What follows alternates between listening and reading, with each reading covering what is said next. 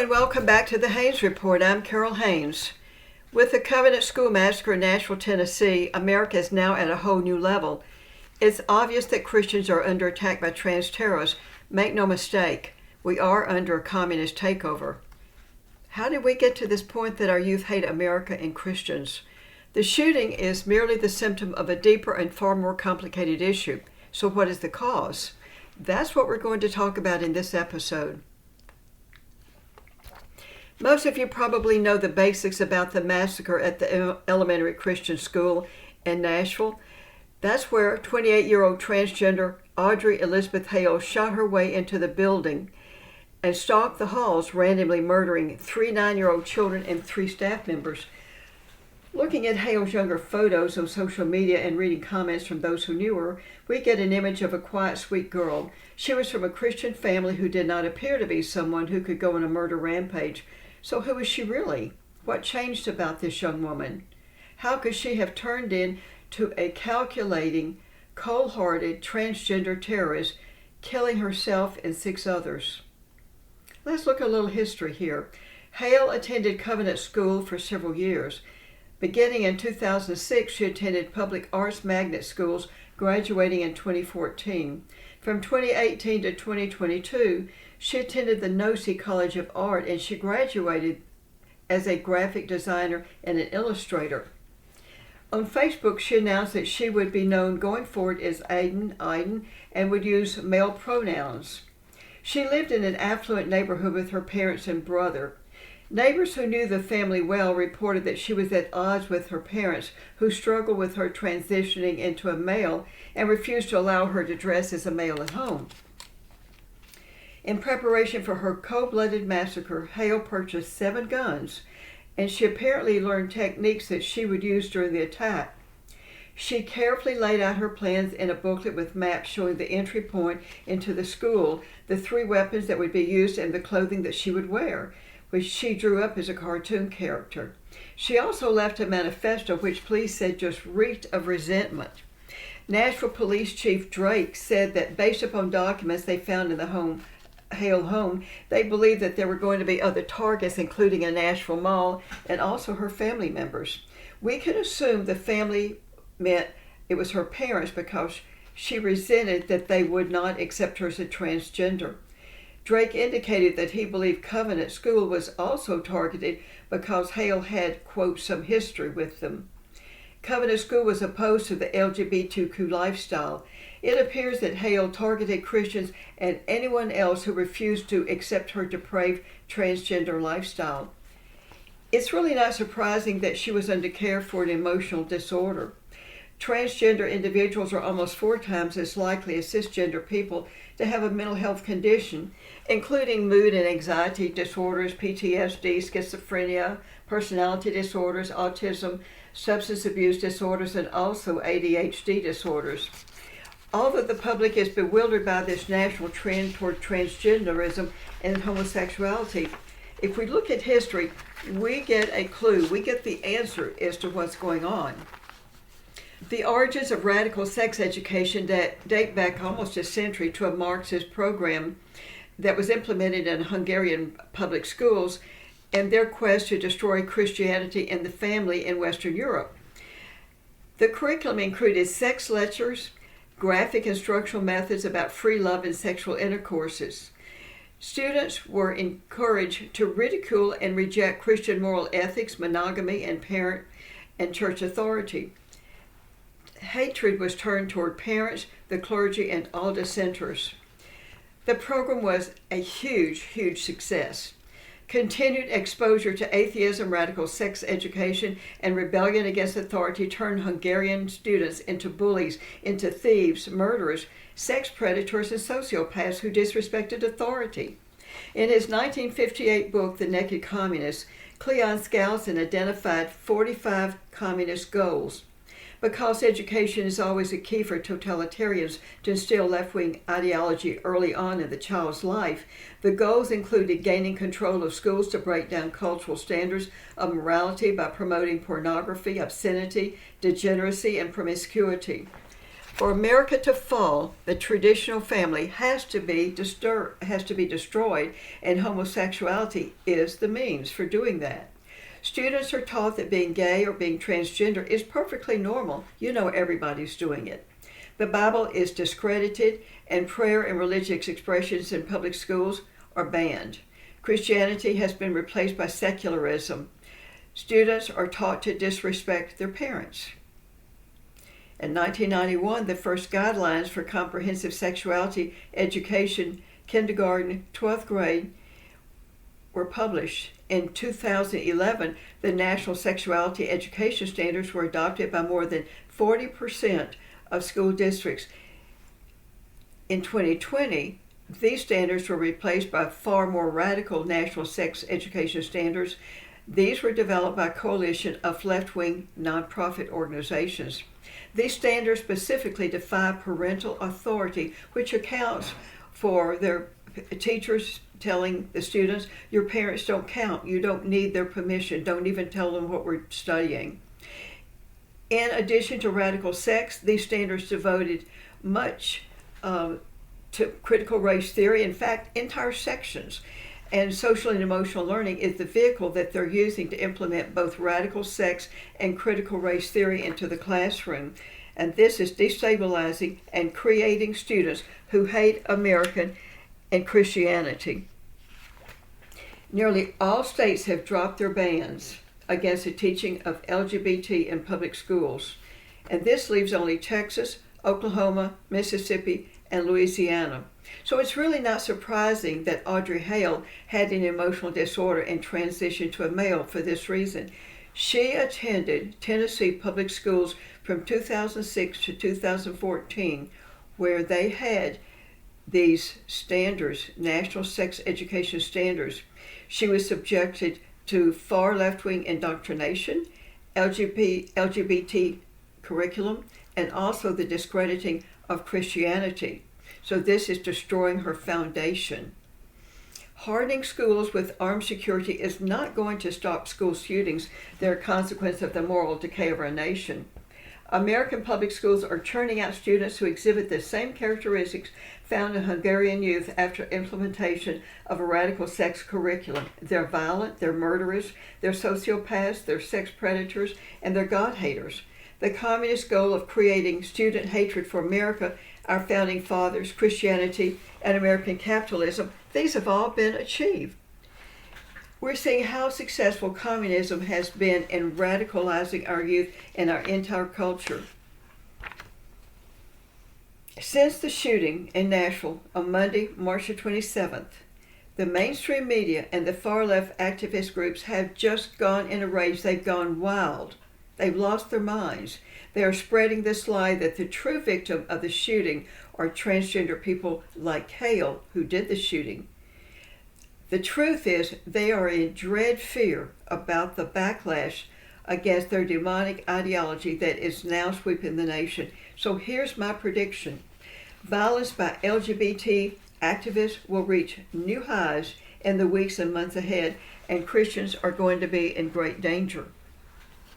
You know, there was supposed to be a Trans Day of Vengeance rally outside the U.S. Supreme Court on April the 1st, and that's today. But they canceled it because trans activists are claiming that their lives and their safety are now being endangered by us on the right. The Daily Mail reported this. Tran appeared to be attempting to raise money for its members' firearms training. Transgender activists actually posed with firearms before this Trans Day of Vengeance, and social media posts appeared to call for violence against Christians. So let's see if we can get this straight. It's okay if they carry guns in case Christians try to kill them, but conservatives and Christians cannot be trusted with guns. We're much too dangerous. Hale wrote in her last Instagram message that the manifesto would explain the reason for her actions. It seems that the far left, pro-LGBTQ, are terrified of the contents. This manifesto that the transgender assassin left behind will most likely have something in it that's going to be very damaging. The far-left pro-LGBT groups are actively now demanding that the manifesto not be released, claiming that there could be a backlash against the transgender community in Nashville. On March the 30th, that was on Thursday, a mob of more than 1,000 far-left pro-trans activists attempted to storm the Tennessee state capitol, which you may know is in Nashville. The only thing that stopped them were state troopers.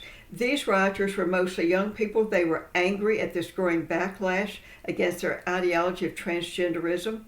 And the Tennessee State House of Representatives was in session at the time. The state troopers had to use their own bodies to block these vicious radicals and to force these rioters back. At least one rioter was taken away by the officers. Inside the State House, 3 Democrat representatives came out to the balcony to lean over and support the rioters. In fact, one of the representatives used a bullhorn to verbally encourage them to continue trying to get into the Capitol. The State House eventually recessed, and then they convened at a later time after order was restored. Now, isn't this what the Democrats accused Donald Trump of doing on January 6th? They said he was trying to incite a riot. What do we call these 3 Democrats doing?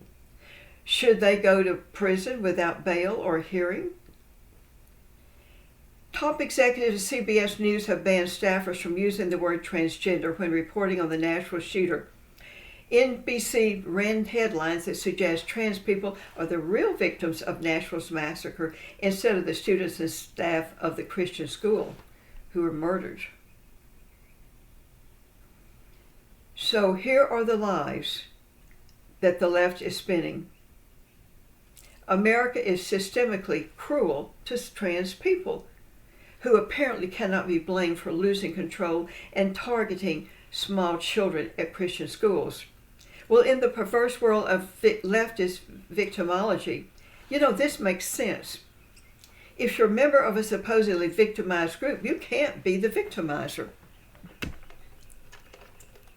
If we truly, truly want to prevent future acts of violence by unhinged lunatics, we have to be willing to stand up against this dangerous idea that mentally ill people should be celebrated as political groundbreakers and that their suicidal attempts and actions are caused by the intolerance of others. These mentally ill people are being told that their suffering is caused by a cruelly religious and patriarchal world that endangers their lives. Then they believe that they have the right to go out and kill those people who are making them suffer. This legacy media spreads the lie that the high rates of depression and suicidal ideation among transgenders is caused by the intolerance of society. They just can't admit that this is actually caused by the disorder itself, because to do that would undermine this new civil rights crusade that the left is on and spinning to discredit traditional roles and institutions. This is how they're destroying our traditional family, our traditional roles, destroying men. They're destroying all of our institutions. Instead, they claim that a transgender who shot to death 3 young children and 3 adults is actually the victim. And anybody who agrees with that, those thought leaders are really the guilty ones, and they are the oppressors. Now, the left wants you to believe that if you criticize any LGBT people or the political agenda, then you will be in legal trouble for hate speech. Now, that's a lie, and they know it. They simply want to instill fear in us to shut us up.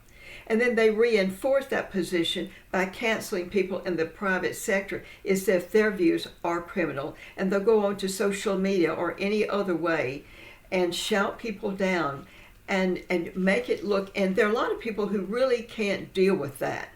They can't stand up to it, and they would just rather cave than to fight back, not necessarily physically, but to deal verbal blows. They simply aren't up to confrontation. And if you're not up to confrontation, then they know that there's a weakness there, and that's what they use against us, is any weakness that they find. Daily, this left comes up with new words that we're supposed to use or not supposed to use, so that in the future we'll use only their approved lexicon. That's Orwellian. The gay rights movement was never about tolerance. It was always about dominance. Time after time, on issue after issue, we have refused to fight the secular left from the moral high ground. So conservatives, and more specifically Christians, are seeing our culture being destroyed. In the 1990s, Americans were told to just tolerate homosexual behavior. Well, not wanting to upset anybody, we just sat silently by. Even conservative pastors and Bible-believing denominations capitulated, at best preaching self-help so as not to offend those who hate the gospel, and at worst trying to find some way in the Bible that they could justify every sin that's been endorsed by the radical left. There's no way to win that way. When someone had the temerity to speak out, then they were accused of engaging in a culture war or even in hate speech. Next, we were told to allow males in the girls' restrooms and dressing rooms, and then they would be happy. But then they went after our children with their drag queen shows. Now young children are being subjected, I'm talking about young, 5 years old, 6 years old, are being subjected to teachers talking in the classroom about their sexcapades and their fetishes. Private businesses are forced to celebrate gay marriage, threatened not just with private lawsuits, but with government actions. Gender surgeries, abortion, and homosexuality are merely symptoms of a bigger plan. The destruction of our culture, our religion, our traditional family, so that America can be taken over by the evil forces of totalitarianism, of communism. These people on the left are dangerous, they're extremists, they're lunatics. They hate America, they hate whites, they hate our wealth, they want our wealth. They hate capitalism, the police, the military, men, by all means white men, and they're globalists who are transgender obsessed. They are not going to stop until they crash our economy and destroy the greatest middle class in history and make all of us serfs and slaves to Big Brother. They intend to destroy every monument and statue. They intend to rename all the ships, military bases, streets, schools, rewrite our history, and tell us what words we can and cannot use. They're even changing our customs and our holidays, putting in holidays that they think are important. They're changing our literature, our music, our architecture, religion, even our dress code, and the works of famous authors. Just in the last couple of days, we have found out that the great mystery novels of Agatha Christie are being rewritten to satisfy the lunatic left wing. These leftists are communist tyrants. Communism is all about banning, silencing criticism, government propaganda, government partnership with the media, weaponization of government against political opponents, a biased two-tiered justice system, FBI raids on peaceful protesters, raids on a former president's home, and now indicting a former president who is the front runner, the biggest threat to their continued power on bogus charges. We're seeing a replay of Stalinist Gestapo. This is full-blown communism. Enough is enough. It is way past time for normal people to rise up and to tear down this communist propaganda and the transgender normalization racket in our society. This is not a call to violence, but a call to destroy the propaganda campaign. We have to expose the evils of communism that are now in all of our American institutions. It will be up to each of us to engage, each of us, to engage in the war to rid America of communism. We have to take back America from these ghouls. We have to take back our language, our heritage, our history. Put up our monuments again. Take back our schools, the libraries. Throw out their trash. Take back our media, our seats of power. Everyone from the dog catcher to the president. Take back our churches. We can do it, but we need all hands on deck. Thanks for joining me in this episode of the Haynes Report. Please check out my website, www.drcarolhaynes.com.